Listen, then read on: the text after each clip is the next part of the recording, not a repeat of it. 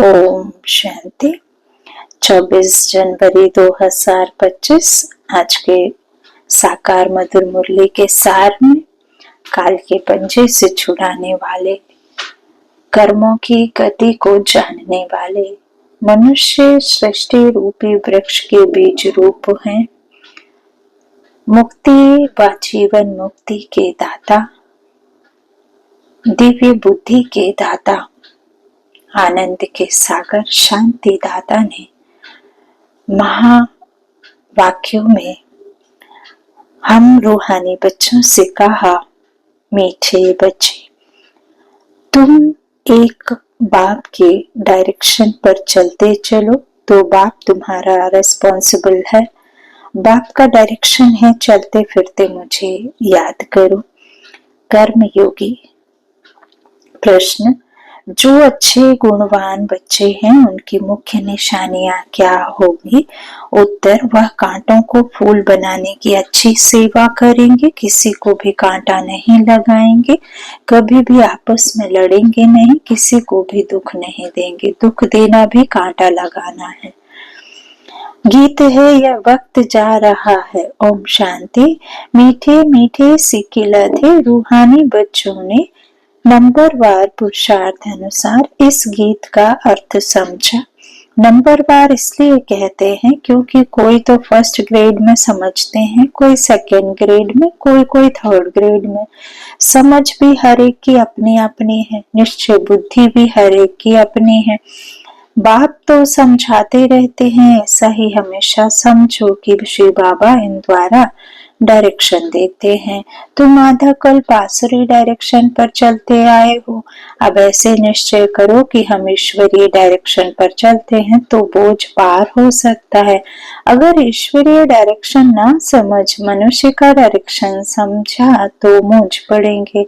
बाप कहते हैं मेरे डायरेक्शन पर चलने से फिर मैं रिस्पॉन्सिबल हूं ना। इन द्वारा जो कुछ होता है उनकी एक्टिविटी का मैं ही रिस्पॉन्सिबल हूँ, उसको हम राइट करेंगे।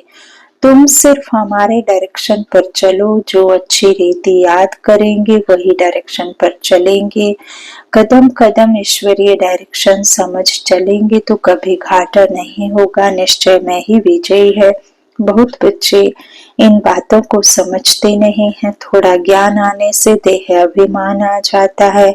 युग बहुत ही कम है, ज्ञान है, ज्ञान तो है, हिस्ट्री ज्योग्राफी को जानना यह तो सहज है। यहाँ भी मनुष्य कितनी साइंस आदि पढ़ते हैं, यह पढ़ाई तो इजी है, बाकी मेहनत है योग की।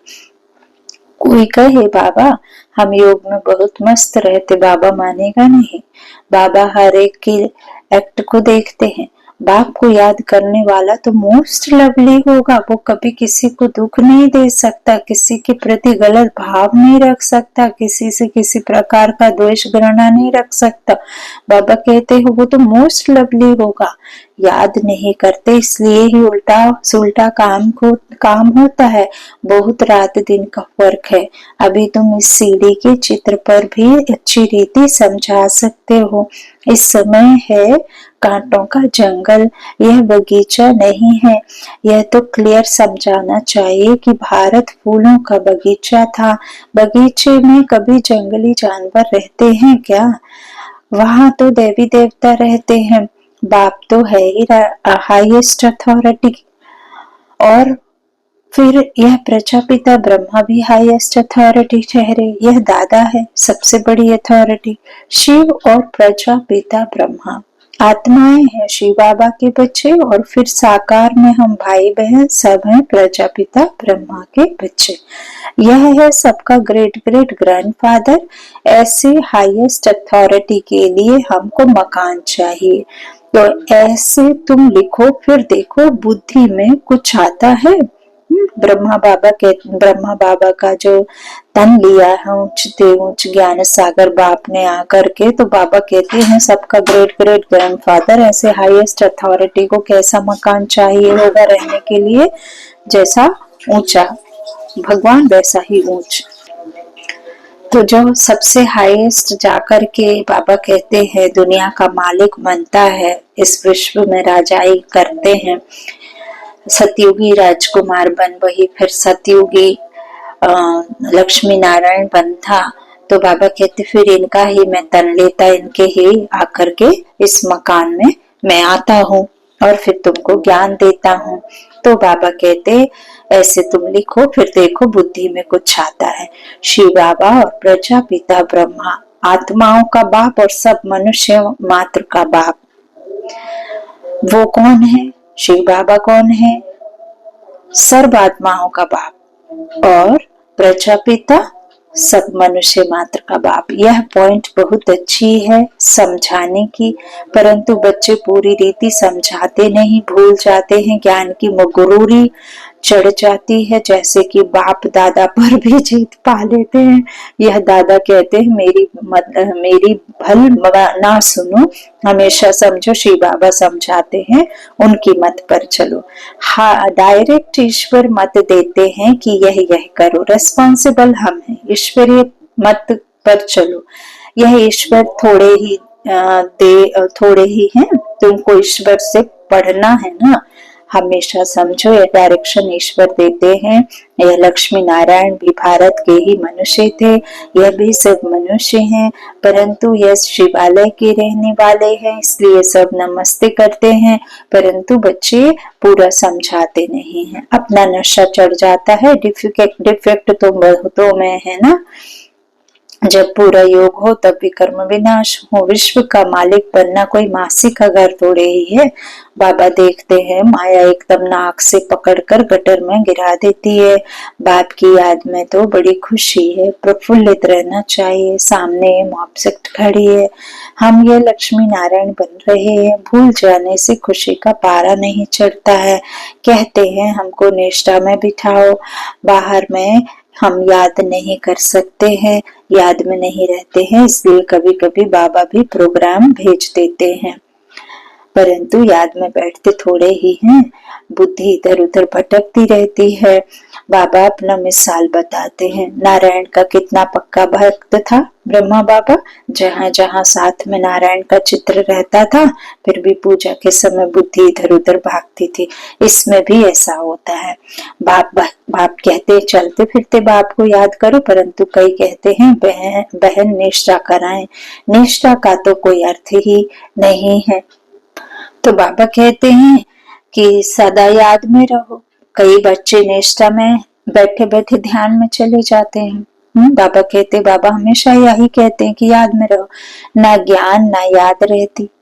बाबा निष्ठा का मतलब कहते हैं कि बहन योग कराओ। बाबा कहते योग में बिठा देंगे तो भी तो किसी न किसी तरह से बुद्धि यहाँ वहां भागेगी ना, तो कर्म में रहती, याद करो, ना ज्ञान ना याद रहती, या तो फिर झुटके खाते रहते हैं, खाने लग पड़ते हैं। बहुतों को आदत पड़ गई है, यह तो अल्पकाल की शांति हो गई, गोया बाकी सारा दिन अशांति रहती। चलते फिरते बाप को याद नहीं करेंगे तो पापों का बोझा कैसे उतरेगा। बाबा कहते फिर जब तक योग में बैठोगे तब तक भल शांति रहेगी भी, लेकिन फिर आपको तो हद के लिए हो गई ना, थोड़े समय के लिए वो आदत पड़ जाएगी। बाबा कहते अल्पकाल की शांति हो गई तो चलते फिरते तो अशांति रहेगी। तो चलते फिरते बाप को याद नहीं करेंगे तो पापों का बोझा कैसे उतरेगा। आधा कल्प का बोझा है, इसमें ही बड़ी मेहनत है। अपने को आत्मा समझो और बाप को याद करो। भाई बाबा को बहुत बच्चे लिख भेजते हैं, इतना समय याद में रहा, परंतु याद रहती नहीं है, चार्ट को समझते ही नहीं है। बाबा बेहद का बाप है, पतित पावन है, तो खुशी में रहना चाहिए। ऐसे नहीं हम तो श्री बाबा के हैं ना, ऐसे भी बहुत हैं, समझते हैं हम तो बाबा के हैं, लेकिन याद बिल्कुल नहीं करते। बाबा कहते हैं अगर याद करते होते तो फिर पहले नंबर में जाना चाहिए। किसको समझाने की भी बड़ी अच्छी बुद्धि चाहिए। हम तो भारत की महिमा करते हैं। नई दुनिया में आदि सनातन देवी देवताओं का राज्य था, अभी है पुरानी दुनिया, आयरन एज, वह सुख धाम यह दुख धाम। भारत गोल्डन एज था तो इन देवताओं का राज्य था। कहते हैं हम कैसे समझें कि इनका राज्य था। यह नॉलेज बड़ी वंडरफुल है, जिसकी तकदीर में जो है, जो जितना पुरुषार्थ करते हैं वह देखने में तो आता है। तुम एक्टिविटी से जानते हो, हैं तो कलयुगी भी मनुष्य तो सतयुगी भी मनुष्य। ऐसे नहीं है कि यहाँ कुछ और है वहां कोई और होंगे, नहीं। बाबा कहते वहां भी मनुष्य यहाँ भी मनुष्य, लेकिन वो सतयुगी सतो प्रधान मनुष्य, यहाँ कलयुगी काली आत्मा वाले दुख देने वाले तमो प्रधान मनुष्य। तो बाबा कहते फिर उन्हों के आगे माथा जाकर क्यों टेकते हो? हाँ, इन्हों को स्वर्ग का मालिक कहते हैं ना, कोई मरता है तो कहते हैं फलाना स्वर्गवासी हुआ।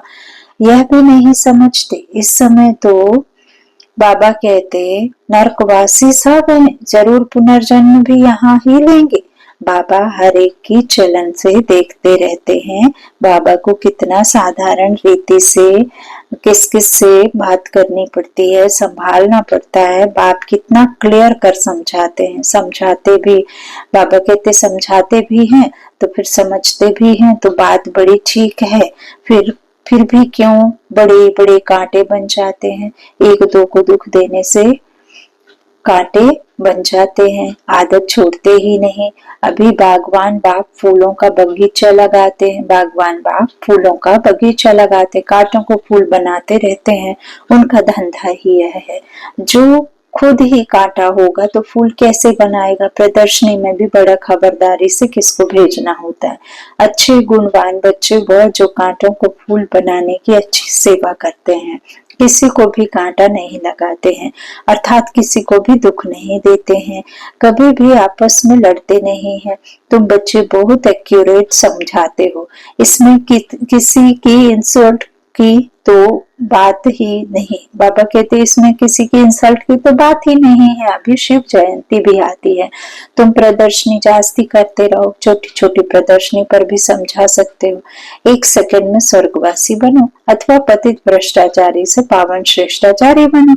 1 सेकंड में जीवन मुक्ति प्राप्त करो। जीवन मुक्ति का भी अर्थ समझते नहीं है, तुम भी अभी समझते हो। बाप द्वारा सबको मुक्ति जीवन मुक्ति मिलती है, परंतु ड्रामा को भी जानना है। सब धर्म स्वर्ग में नहीं आएंगे, वह फिर अपने अपने सेक्शन में चले जाएंगे, फिर अपने अपने समय पर आकर स्थापना करेंगे। झाड़ में कितना क्लियर है, एक सदगुरु के सिवाय सदगति दाता और कोई हो नहीं सकता। बाकी भक्ति सिखलाने वाले तो ढेर गुरु हैं, सदगति के लिए मनुष्य गुरु हो नहीं सकता, परंतु समझाने का भी अक्ल चाहिए। इसमें बुद्धि से काम लेना होता है। ड्रामा का कैसा वंडरफुल खेल है। तुम्हारे में भी बहुत थोड़े हैं जो इस नशे में रहते हैं। अच्छा, मीठे मीठे सिक्की लादे बच्चों प्रति माता पिता बाप दादा का याद प्यार और गुड मॉर्निंग। रूहानी बाप की रूहानी बच्चों को नमस्ते। हम रूहानी बच्चों की रूहानी माता पिता बाप दादा को याद प्यार और गुड मॉर्निंग। शुक्रिया बाबा, शुक्रिया।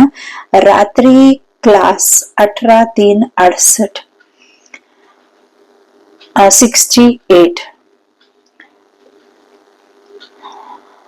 तुमको वास्तव में शास्त्रों पर वाद विवाद करने की कोई दरकार नहीं है। मूल बात है ही याद की, और सृष्टि के आदि मध्यांत को समझना है। चक्रवर्ती राजा बनना है, इस चक्र को ही सिर्फ समझना है। इनका ही गायन है सेकंड में जीवन मुक्ति। तुम बच्चों को वंडर लगता होगा, आधा कल्प भक्ति चलती है, ज्ञान रेंचक नहीं। ज्ञान है ही बाप के पास, बाप द्वारा ही जानना है। यह बाप कितना अनकॉमन है, इसलिए कोटों में कोई निकलते हैं। वह टीचर्स ऐसे थोड़े ही कहेंगे, यह तो कहते हैं मैं ही बाप टीचर गुरु हूँ, तो मनुष्य सुनकर वंडर खाएंगे। भारत को मदर कंट्री कहते हैं क्योंकि अम्बा का नाम बहुत बाला है। अम्बा के मेले भी बहुत लगते हैं। अम्बा मीठा अक्षर है। छोटे बच्चे भी माँ को प्यार करते हैं ना, क्योंकि माँ खिलाती पिलाती संभालती है। अब अम्बा का बाबा भी चाहिए ना, तो यह तो बच्ची है अडॉप्टेड, है ना। ब्रह्मा बाबा के द्वारा अडॉप्ट की हुई शिव की बच्ची है ना अम्बा। तो बाबा कहते हैं ये तो अडॉप्टेड बच्ची है सरस्वती मम्मा, तो पति तो है नहीं, यह नई बात है ना। प्रजापिता ब्रह्मा तो जरूर अडॉप्ट करते होंगे।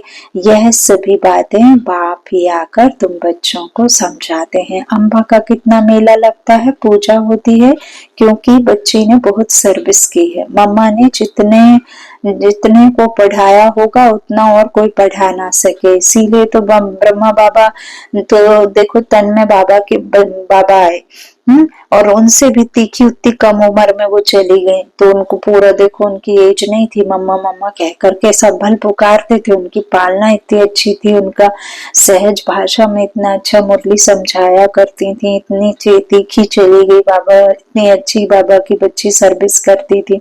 तो बाबा कहते देखो उतना अच्छा कोई पढ़ा ना सके तो मम्मा का नामाचार बहुत है, मेला भी बहुत बड़ा लगता है। अभी तुम बच्चे जानते हो बाप ही आकर रचना के आदि मध्य अंत का सारा राज तुम बच्चों को समझाया है तुम बाप ने। तो बाबा कहते हैं तुमको बाप के घर का भी मालूम पड़ा है, बाप से भी लव है तो घर से भी लव है, यह ज्ञान तुमको अभी मिलता है। इस पढ़ाई से कितनी कमाई होती है, तो खुशी होनी चाहिए ना, और तुम हो बिल्कुल साधारण। बाबा कहते हैं दुनिया को पता नहीं है, बाप आकर यह नॉलेज सुनाते हैं, बाप ही आकर सभी नई बातें बच्चों को सुनाते हैं। नई दुनिया बनती है बेहद की पढ़ाई से, पुरानी दुनिया से वैराग्य आ जाता है। तुम बच्चों के अंदर में ज्ञान की खुशी रहती है। बाप को और घर को याद करना है, घर तो सभी का जाना ही है, घर तो सभी को जाना ही है, बाप तो सभी को कहेंगे ना बच्चों हम तुमको मुक्ति जीवन मुक्ति का वर्षा देने आया हूँ, फिर भूल क्यों जाते हो, मैं तुम्हारा बेहद का बाप हूँ, राजयोग सिखलाने आया हूँ, तो क्या तुम श्रीमत पर नहीं चलेंगे, फिर तो उल्टा बहुत घाटा पड़ जाएगा। बाबा कहते हैं यह है बेहद का घाटा, बाप का हाथ छोड़ा तो कमाई में घाटा पड़ जाएगा। अच्छा, गुड नाइट, ओम शांति। धारणा के लिए मुख्य सार, पहला, एक बाप की याद से मोस्ट लवली बनना है, चलते फिरते कर्म करते याद में रहने की प्रैक्टिस करनी है, बाप की याद और खुशी में प्रफुल्लित रहना है। दूसरा, कदम कदम ईश्वरीय डायरेक्शन पर चल हर कार्य करना है, अपनी मगरूरी देह अभिमान का नशा नहीं दिखाना है, कोई भी उल्टा सुल्टा काम नहीं करना है, मूंझना नहीं है। वरदान दिया बाबा ने, साधारण कर्म करते भी ऊंची स्थिति में स्थित रहने वाले सदा डबल लाइट भाव। जैसे बाप साधारण तन लेते हैं, जैसे आप बोलते हो वैसे ही बोलते हैं, वैसे ही चलते हैं, तो कर्म फल साधारण है, लेकिन स्थिति ऊंची रहती है। ऐसे आप बच्चों की भी स्थिति सदा ऊंची हो, डबल लाइट बन ऊंची स्थिति में स्थित हो, कोई भी साधारण कर्म करो, सदैव यही स्मृति में रहे कि अवतरित होकर अवतार बन करके श्रेष्ठ कर्म करने के लिए आए हैं। आत्मा अवतरण लेती है देह में और देह के कर्म इंद्रियों का सहारा लेकर के कर्म करती है, तो श्रेष्ठ कर्म करने के लिए आए हैं। तो साधारण कर्म अलौकिक कर्म में बदल जाएंगे। स्लोगन है, आत्मिक दृष्टि वृत्ति का अभ्यास करने वाले पवित्रता को सहज धारण कर सकते हैं। आत्मिक दृष्टि वृत्ति का अभ्यास करने वाले पवित्रता को सहज धारण कर सकते हैं। अच्छा, अपनी शक्तिशाली मनसा द्वारा सकाश देने की सेवा करो। जितना स्वयं को मनसा सेवा में बिजी रखेंगे उतना सहज माया जीत बन जाएंगे। सिर्फ स्वयं के प्रति भावुक नहीं बनो, लेकिन औरों को भी सुभावना और शुभकामना द्वारा परिवर्तन करने की सेवा करो। भावना और ज्ञान, स्नेह और योग दोनों का बैलेंस हो। कल्याणकारी तो बने हो, अब बेहद विश्व कल्याणकारी बनो। अच्छा, ओम शांति।